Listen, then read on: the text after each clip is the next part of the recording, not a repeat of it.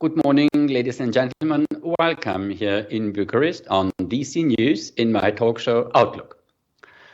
Today I have a very special guest live from Boston. It's Mr. Professor Josep Miquel Jornet. He's a professor in the Department of Electrical and Computer Engineering, actually the director of the Ultrabroadband Nanonetworking UN laboratory, and he's also a member of the Institute of the Wireless Internet of the Things and the Smart Center at Northeastern University.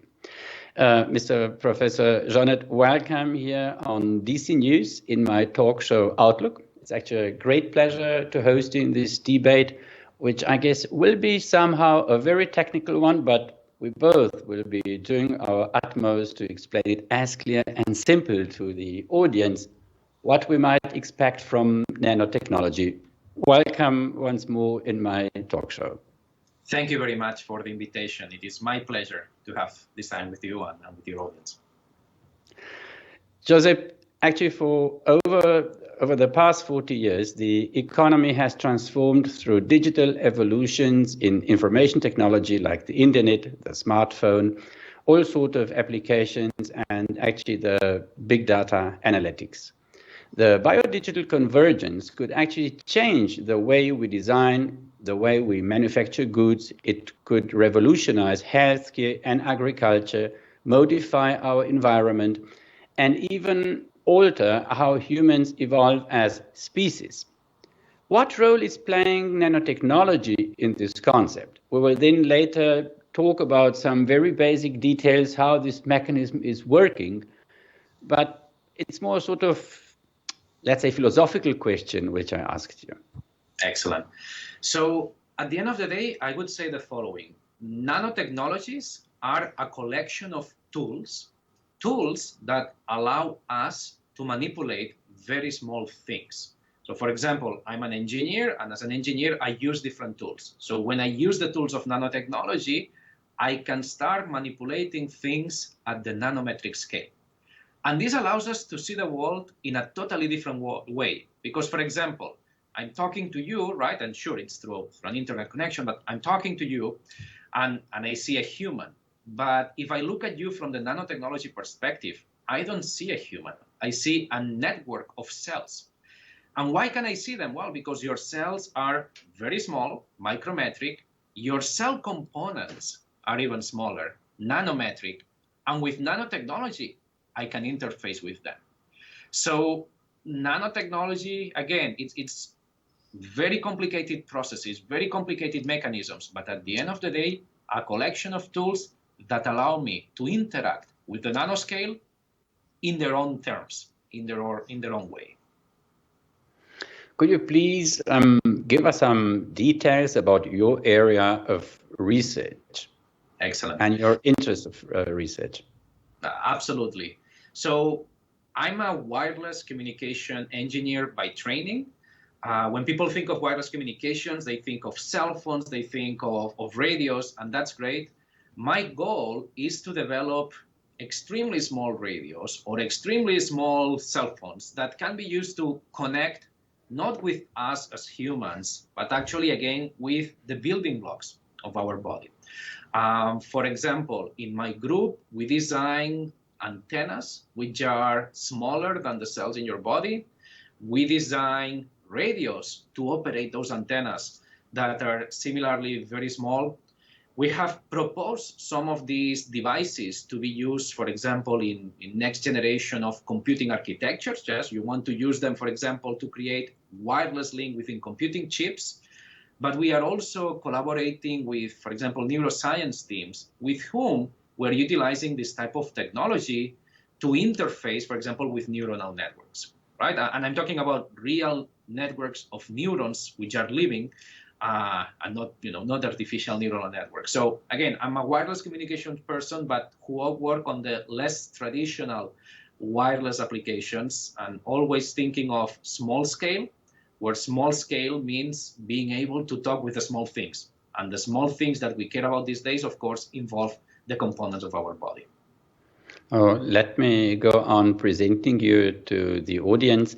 You've received your degree in telecommunication engineering and a Master of Science in Information and Communication Technologies from Barcelona School of Telecommunications Engineering at the Universitat Politécnica de Catalunya in Spain in 2008. Then from September 2007 to December 2008, you're a visiting researcher at the Massachusetts Institute of Technology, the very famous, in Cambridge under the MIT Seed Grant program. Then you received your PhD degree in electrical and computer engineering from the Georgia Institute of Technology in Atlanta in 2013. And between 2013 and August 2019, you actually worked in the Department of Electrical Engineering at the Buffalo University, the State University of New York.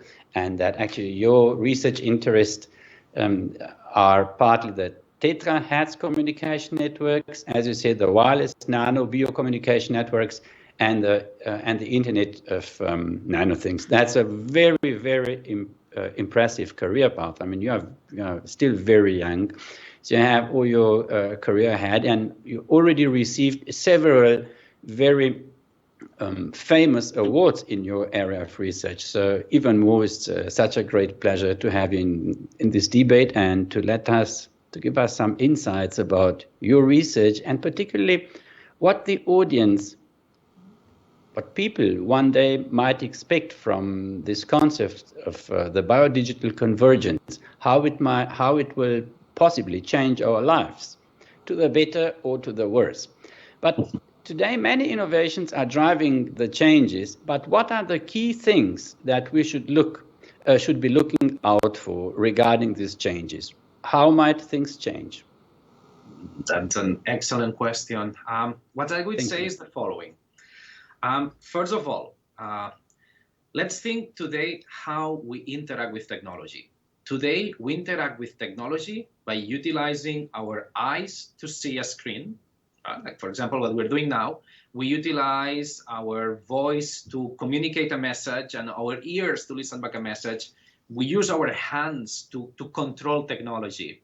So mostly, if we think of ourselves, we have a brain, and this brain controls our senses, and these senses are the peripherals that we use to interact with technology. If you ask me, what's the long-term vision? What could be the revolution? It's, well, could we just think in the following way? Your brain is performing millions of operations in real time. Computers are performing millions of operations in real time, but our hands are slow. Our speech, it's slow. Our vision, some days it's better than others, right? So if we could get rid of these interfaces of our body and have a direct communication between brain and a computer, well, we could actually get to many different type of applications that today we cannot. So for example, we have a very high-speed processing processor, which is our brain, very high-speed computer, that's great. If we could interface them directly, we could really increase the amount of information that we can transmit and process per unit of time, and that's fantastic. And I know it sounds crazy, but wait, that's fantastic. Of course, there are two ways to think of this technology. Let's think, for example, of someone who is in a traumatic accident and, for example, loses mobility in his or her spine, right? Being able to directly interface the brain with a machine would mean actually being able to give mobility back to people who have lost it. Think of people who, for example, are suffering neurodegenerative diseases, right? And because of that, the communication between neurons and the brain, or between different parts of the locomotive system, stops working properly. If we are able to reestablish that communication, maybe within the body, but maybe with the help of technology, we can restore functionalities that once were lost. Of course, this is the application that you can see, that people can immediately connect, which is, okay, this makes sense, right? You want to bring back something to someone who lost it, or someone who couldn't have it because from birth it has been suffering a developmental disease. There is another thing that we can do, though, and that's when people sometimes say, Josep, stop saying these things. But for example, right, there have been programs looking at trying to to achieve brain augmentation. Augmentation meaning being able to unleash functions that maybe we have or maybe we don't, but we can just not access them. So being able to provide, again, if instead of eyes you had 360-degree cameras feeding your brain, well, that would give you another type of information. And I know that sounds very scary, but what I'm saying is let's start with what we can do today, which is try to restore or bring functionalities to people that for some different reasons couldn't have them or lost them. And then let's explore what else we can do. And if we wanted to go in detail, I could tell you exactly how we could do these things. But again, that can scare people, and we don't want to scare people. No, I don't want to scare people either, but I want people to be informed so that maybe they can one day come with not from a technical point of view, with a better solution, but in terms of how technology might be applied in daily lives. I think scientists depend on a large scale also on the ingenuity of the average citizen with proposals, how things could be used in a very practical manner. And I think the more science proliferates and a scientific concept proliferates in a society, the larger the acceptance, the less people need to fear science, the less prejudice. And actually it's for the benefit of the entire society and also for the progress. I mean, all the conspiracy theories, in my point of view, are actually due to lacking information. So their fantasies is going beyond limits, and they're running nuts because they don't have the information, they cannot deal with it, and they cannot imagine it. So everything is difficult before it is easy. So let's inform the people and give everyone a choice to build up his own mind. But tell me, would that mean a sort of exchange of ideas and thoughts if by means of nanotechnology, because since speech is a very slow process of communication, writing even slower, would that mean that thoughts within a network might be exchanged and speed up the communication between, let's say, human beings? Would that be a sort of aspect which might work? It's the type of thing that you may relate more to science fiction. I mean, you'll relate it more to fiction than to science, but it's something that physically speaking, it's possible, or it's going to be possible. Let's say, when I describe these things, I usually try to separate. One thing is science, meaning the physics. The other is technology, the engineering, being able to translate this science into something that society can use, right? So if from the scientific perspective, it is possible, right, to be able to, instead of translate your thoughts into words, translate your thoughts into different type of signals that we could communicate much faster.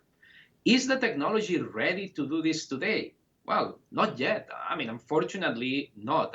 And sometimes when I see some, kind of, again, let's go again to conspiracy theory groups, and they think of, oh, this is what's happening with this and that.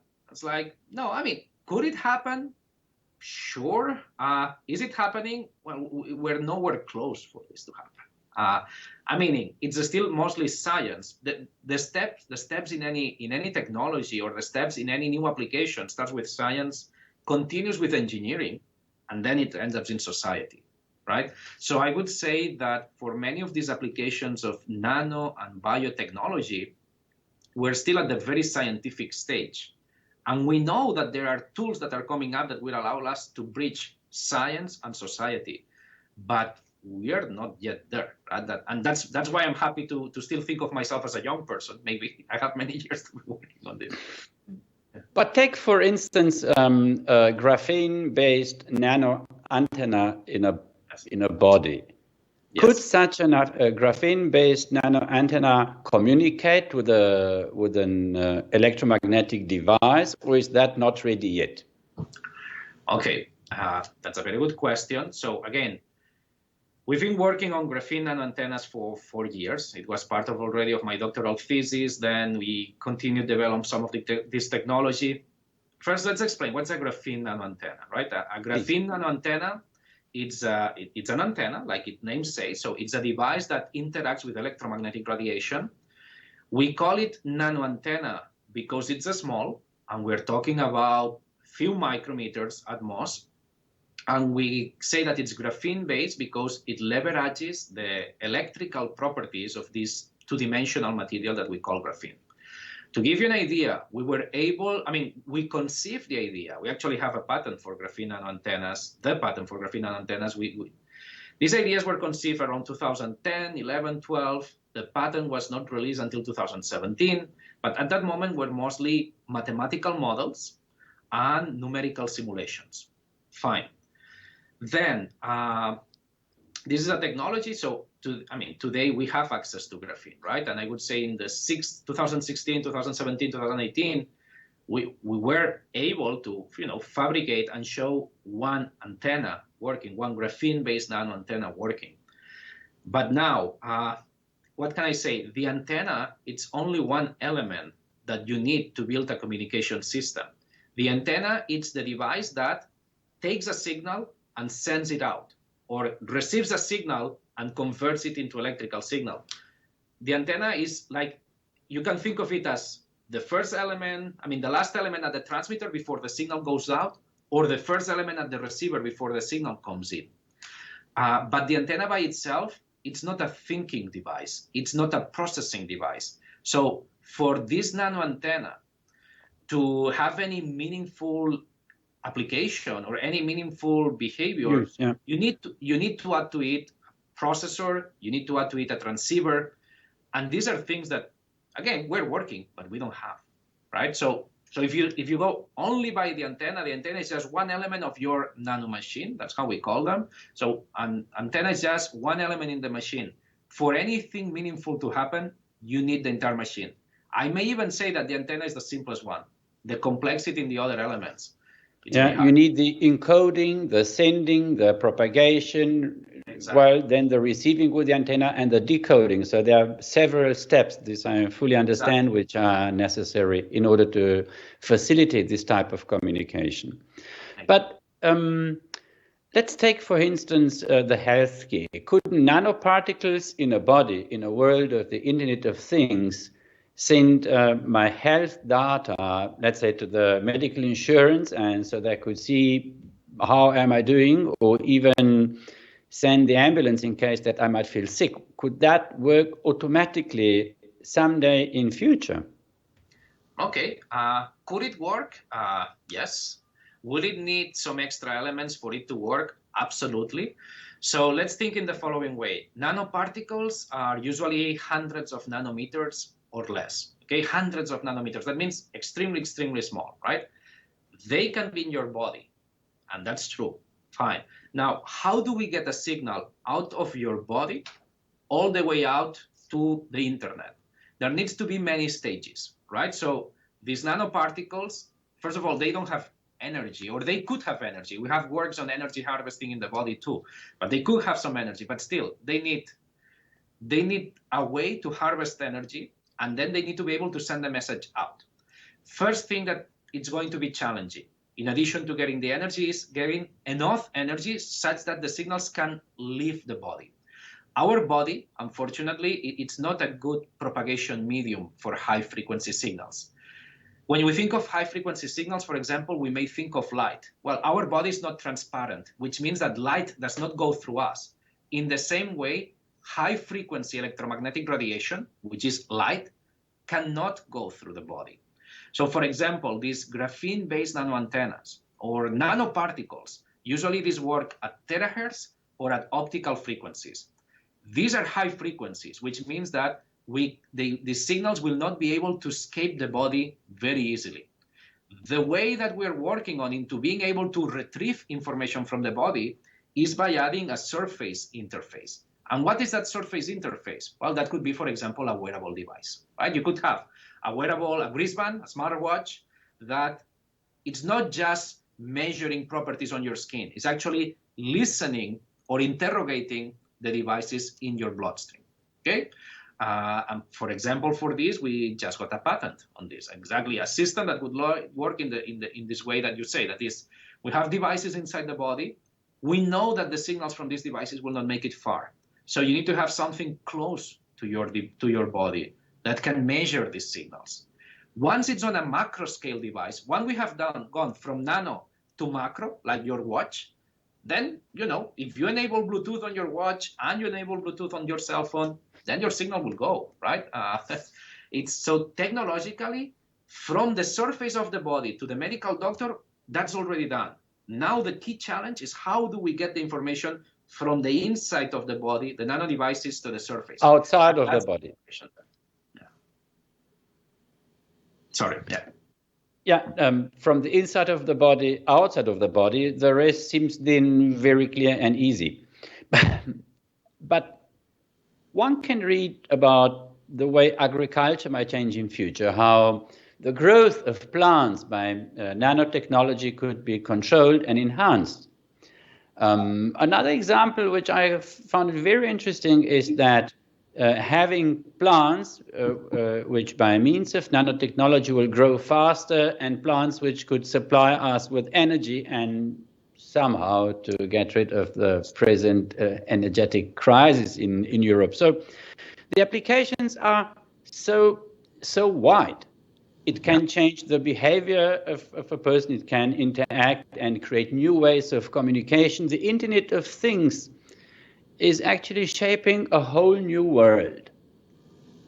When you are busy doing your research, do you think every time also about the possibilities how your idea and your project might improve the quality of the life of the people, or think someone else will find the application? It's not depending on me to find how one might use this technology one day. That's a very good question. Again, you really have a bunch of very good questions. So let me just say the following. Even today, first of all, to do my research, I need to have funds, right? I need someone supporting the type of equipment we use, paying the students that work in these projects. This research, at the end of the day, comes from, in my case, mostly federal agencies here in the US, right? Whether it is the US National Science Foundation, the US Air Force, this and that. Even those agencies, when I send a proposal for a new research idea, I would easily say 20 to 30% of the proposal has to do with the broader impacts of the technology and the outreach. So we are evaluated also by how do we envision that this technology will be used. I would say in the past, probably, there was a big disconnect between science and society. But this is something that the federal agencies, those who give the money, want them to disappear. They want to merge. So we are asked, in every document I send for a new project, I need to convince them that I know, or at least have some ideas of how we're going to use this technology and make it accessible. Now, in my case, like for example, we had two projects very related to this area of improving human health. One had to do with using nano-bio particles for sensing, and we were using those specifically to detect cancer at very early stage. And that was the process in which we had nanoparticles in the body, a wearable device interrogating the nanoparticles, and this wearable device sending the information to be processed either at your cell phone or ultimately to the cloud. That's one process. And in this case, our goal was really to make a technology and collaborate with research on cancer, precisely to provide tools to very, very early diagnosis of cancer. For example, let's think how cancer was treated in the past. In the past, people would only realize that they have cancer by the time they see a tumor. They could see visually a tumor, right? What is a tumor? A tumor is a bunch of cells in your body that went crazy. But every tumor starts with just one cell that goes crazy. The problem is that when this cell goes crazy, it starts messaging the other cells. Hey, we should do this. Let's go crazy together. And that's how your cancer expands. We went from being able to see tumors to being able to detect that there are small tumors to now being able to intercept the communication signals between a cancer cell and other cells. So these nanoparticles that we were designing were precisely trying to see these messages between a cancer cell and other cells who don't have cancer just yet, but they may end up expressing the same type of behavior. So in that project, our selling technology is we're doing this with the hope that we can provide such early detection of cancer that instead of having to remove a tumor, you just need to go and target one cell. That's the type of things that nanotechnology gives you, which is the super precision. The other project that we had very related to this topic, this is an ongoing project. It's the third ongoing project on the same line, which is this brain-machine interfacing application. It's very interesting because this project started as, again, trying to make an interface between the brain and a machine, for which we wanted to use electromagnetic signals because I am a wireless researcher, so I don't want wires. I don't want sticky things coming out from people's head. I just want wireless signals going through. We started with that. Then we realized that these wireless signals can be used not only to read, can be used to control the behavior of neurons. And this connects to what you were saying. Right? Exactly. And then we realized that, okay, there have been many studies on how to use light to control the behavior of neurons at the cellular level. The latest thing we showed, and we published this in an article in 2019, we call it optogenomic interfaces, is that, in fact, besides controlling cells, we can actually use light to control the genome. Okay, what do I mean by the genome? I mean by the DNA. So we can use light to control the expression of different parts of the DNA. Remember, just for everyone to remember, all the cells in our body have the same DNA. Absolutely.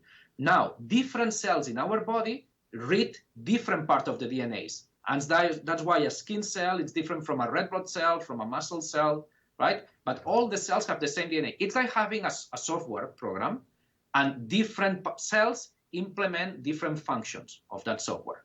What we showed in 2019 is that we can use light to reprogram the software. And that's very interesting because that's what can help us to, for example, if there is a function in this code that has become corrupted, and for example, that's triggering a neurodegenerative disease, we can go and fix that line. So that's how we wrote our latest project that started funded last year, which look, in our previous project, we discovered this. Now, we want to use this and utilize it as a way to restore functionality to people with neurodegenerative diseases. So we always need to have that 30% of the effort focus on how do we connect this science to the actual application. Now tell me, please, a nanoparticle, for instance, which might be inside the body, is it flexible? Can it be utilized for all sorts of commands which are sent from an outside device, given it will reach the nanoparticle in the body by means of communication? Or you need for each task different nanoparticles? How flexible could one imagine could be these nanoparticles? Okay, so let's specify a little bit. Nanoparticles, what today it's being used as nanoparticles, are literally speaking just tiny pieces of metal. That's what it is, right? So it's only a tiny piece of metal. And these nanoparticles by themselves, they are not intelligent. They cannot do things. They can only react to electromagnetic radiation and re-emit the same electromagnetic radiation. So nanoparticles today are mostly passive, non-intelligent devices. Of course, you can make different type of passive, non-intelligent devices, and that's why there are many research papers on different type of nanoparticles. If you ask me, the ideal thing would be that instead of having to inject different type of nanoparticles for different functions, it would be really nice if you could make a programmable nanoparticle, right? And then probably it would not be anymore a particle. It could be a machine. It could not be a nanoparticle, where the particle is just a tiny piece of metal, but it could be a machine. So it has the processing, it has the computing, it has the intelligence. I know that when I say this, people get afraid, but no, I mean, this is actually still very far, right? But it's something that, if you ask me, could this be done? Yes. Do we have this today? No, I wish, but we don't, right? That's why we're doing research, right? But a simple tiny nanoparticle, which is existent nowadays, could this send an information from the body outside to a source, or receive an impulse to fix, let's say, a certain tumor in the body? Yes, today we can use nanoparticles. Okay, so we can use nanoparticles to get an action triggered in the body. So at the end of the day, these nanoparticles, they themselves do not have energy, so they need energy to do something. The typical thing is that from outside the body, you send a signal. This signal is the one that makes these particles, for example, resonate or shake. And it's this motion that re-emits some energy that can be intercepted in the body. Can we use these nanoparticles to get things out? That's much more challenging, because to get things out, either we need a lot of power outside, or we need the particles themselves to be able to collect power inside. And we don't have that yet. Again, it's something that when you explain it, you say, okay, the way you say it, it seems very doable. Yes, and in my mind, everything is very doable. But it's just, we're not there yet. We're not there yet. Well, another thing which I think is very interesting is actually the question if nanotechnology and this research is comparable to a sort of a battlefield. The concept of the NB convergence goes back to the late 90s. And it covers almost all aspects from military communication, medicine, as we've spoken, but it has also fascinated, or has been still fascinating, transhumanist philosophers.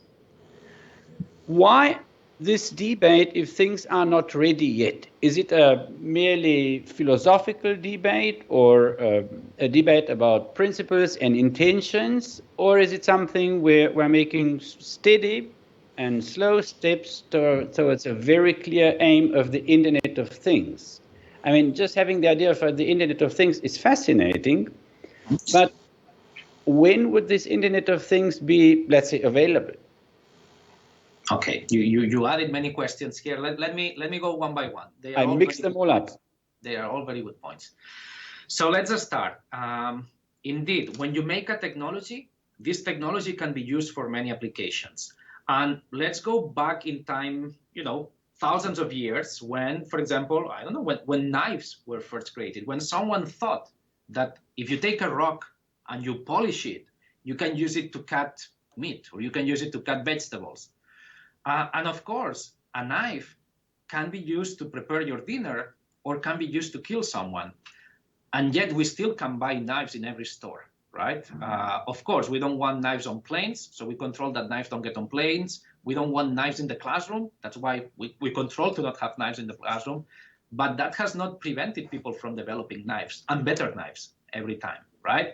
Same with hammers, same with anything, right? So, and that's true, right? Okay, so when we do any of these technologies, we know that these technologies could be used for things that we don't like, right? I mean, and that's a risk that we work with, and that's why I think that all our research that we do, first of all our research is public, right? I always say this very openly. Everything that we do in my group, the goal is to publish it, to let people know what's happening. Then of course there will be people that will say, oh, this is great for this good thing, oh, can be bad for that bad thing. And that's fine. That's why we have ethics committees, right? So every time every time that there is a project like this, it goes through ethical reviews and this and that, and that's all fine. But this is innovation, and this is what's happening. Once again, if we don't want to consider innovation, then what will have to happen is, okay, let's just start by getting rid of knives or letting it of communication. Now, we may not be able to talk because someone may use the same technology that you and I are using to talk to detonate a bomb, right? So we need to just be, we need to be careful when we develop technologies and make sure that we have the vehicles in place to make sure that these technologies are used in the right way. Fine. That's the first thing. Yeah. Now, what else do we have? Then we mentioned, okay, so what's happening with the Internet of Things? Is it happening? Is it not happening? Well, the Internet of Things in its primitive version, it's already what we have, right? The fact that you can control your thermostat at home from your cell phone, that's Internet of Things. Your air conditioning is working autonomously, right? The fact that, there are different type of devices that you can remote control and that they can decide, like the shades in your room may go up or down at the same time. That's all Internet of Things. If you ask me, okay, the Internet of Things is happening, that's fine. What's the next thing? The next thing is the Internet of Nano-Things, right? Which is something that, again, with Professor Akil, my doctoral advisor, we already introduced in 2010. And at that time, it did sound like science fiction. And it's still a little bit futuristic, but it's eventually happened, which is what happens when you think of your body not as your body, but as a collection of things, where those things are cells, right? So that gets a little bit, well, we're still not there. We'll get there for sure. Now, one thing that I wanted, that I don't remember exactly which point, but now that when you asked me this last question, I thought of the following, which is that I do think that today there are many more people doing research than we had 20 years ago, or than we had 40 years ago, or 100 years ago, right? So today we have the opportunity of pretty much, let's say that in almost all the developed or in ways of developing countries, everyone goes to school, or the majority of people go to school and high school. Many people go to college, and many people after college, they have the opportunity to continue in graduate school, whether that's to get a master's or to get a doctoral, a PhD degree, right? Which means that there are more people exposed to research, which means that there are more people eventually doing research. And this is good, right? It means that we are accelerating the rate at which we are creating new things. So that's good. We have more people with access to information and more people who can do things. On the other hand, however, we also have, things like social networks, or networks that we have, contributed to develop, right? Remember, right? Internet, it's nothing but an evolution from DARPANET or ARPANET, being how the internet was created in the 60s and the 70s by the military, right? And this is well known. And people say, oh, military research. Well, no, that's the internet, right? And you are using it today, and you are happy with it. So what I'm trying to say is that today we have more people doing research, but we also have more people overall connected. And what happens is that, and I know that this might create some, problems saying that, but I'm going to say it. Look, social networks allowed people to speak up, to share their opinion, to try to convince others about their opinion. And the problem is, it's great. It's great that everyone has access to this technology. But the problem is that many times those who speak fastest, it's not because they are the most intelligent. It's because they didn't think enough. Okay? So what I would like to say that today, we have so much information that it's difficult to understand what's real and what's not. And it's easier just to listen to someone who seems to know about, more than actually going to the scientific publications, more than trying to go to the experts. Like what you're doing, like what we're doing today, I think it's an excellent exercise of what should be done. Yeah. Thank you, Josep. Because you mentioned the proliferation of information in society by social media, for instance, and that more and more people obtain education, receive education, that's fine. But at the same time, also maybe our competitors, maybe another nation, I'm not going to call any nation by name, may not have an ethical conduct like yours, for instance. And there is no way back. James Giordano said a couple of years ago that the tins of worms has been opened and there's no way back. So I think that engaging in this area of scientific research is of crucial relevance for not just for our health, not just for turning the light on and off by the power of my mind and not engaging in future in a conversation by just exchanging thoughts, is to be always a step ahead in comparison to other nations which do not share our values today. And I think we don't want to end up in a world where, let's say, for instance, nanoparticles brought by a drone from a foreign power might one day change our behavior and the way we are thinking. It sounds science fiction, but I don't want to be at risk. So I prefer to encourage scientists like you to check up all possibilities. how nanotechnology might be enhanced, how progress could look like in future, just to be on the safe side. That's my perception. Yeah, and it's very valid. And as you are saying this, what the message that we should send out is that we need more good people doing research, right? And what we need, it's like, for example, when let's say that there are different type of entities that regulate different aspects at different levels. For example, within the area of wireless communications, right? Every government has its own spectrum agency, if you want to call it. And these spectrum agencies, at the end of the day, need to follow the regulations of the International Telecommunications Union. The ITU, the International Telecommunications Union, has almost 200 members. These are all countries, right? So everyone who is a member needs to follow the rules. Of course, are there exceptions? I bet. And we're not going to point to countries.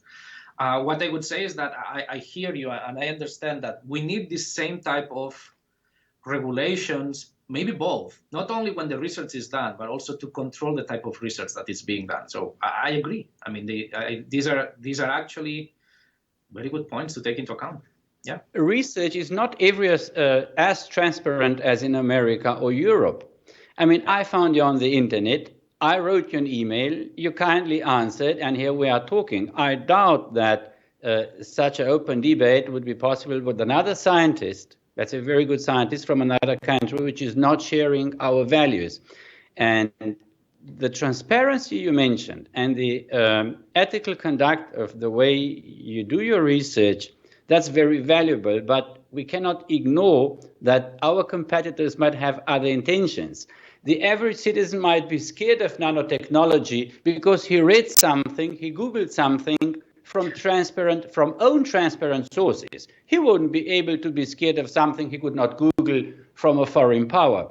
So I think always give a double thought that your scientists, they think something for our benefit, for your benefit, and at least that they will help us to stay on the safe side in future as well. That's the way I see the things, and why I believe it's so important to communicate and ask for understanding the necessity in this area of research, even though it might sound scary, because it will be even more scary that someone else would misuse it. Absolutely. That's a very valid point. I love it. Yeah. Josep, thank you very much for taking your time. I appreciate this a lot, and giving us a very good explanation about your research, about possible applications, what things could be encouraging, what other things are we still pending to await for results. Maybe in a year's time we'll have another interview and you'll say, Radu, here we are. The last things we spoke last year about were not really these days, old days, but now here we are again with some new improvements. Have a good week. Wishing you lots of success, inspiration, and loyal friends and colleagues. And all the best to Boston. Thank you very much. Have a good week too. Thank you. Thank you, Josep. Bye.